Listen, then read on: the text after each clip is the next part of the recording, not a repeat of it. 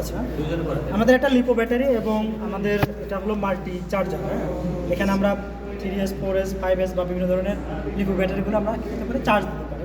তো এই হিসেবে আমাদের প্রথম যে ইয়ে করতে হবে, আমাদের যেখানে যে কেবলগুলো আছে, লাল জ্যাকে দিতে হবে এবং কালো জ্যাকে দিতে হবে।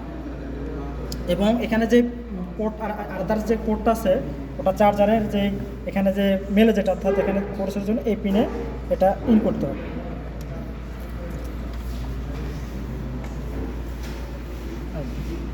আচ্ছা, এরপরে আমাদের এখানে বিভিন্ন ধরনের ফাংশন আছে আর কি, যে প্রোগ্রাম সিলেক্ট এবং লিপো ব্যাটারির জন্য বলতেছে।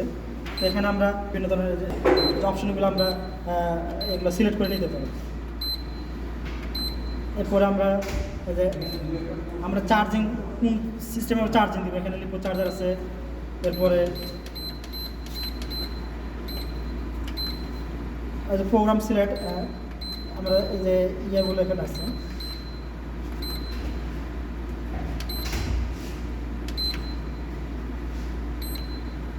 এখানে আমরা কম বাড়া করতে পারি। আমাদের মূল ইয়ে হলো যে আমাদের এখান থেকে আমরা যেটা ব্যালেন্স যেটা ওখানে যাব,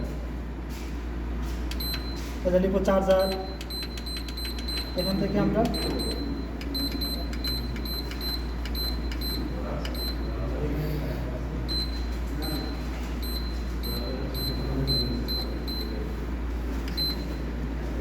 লিপো ব্যাটারি এটা সিলেক্ট করব।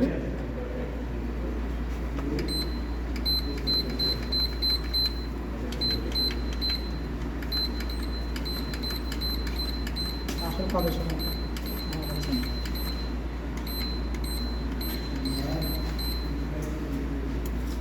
ভাই কি জানাস ভিডিও অফ পজ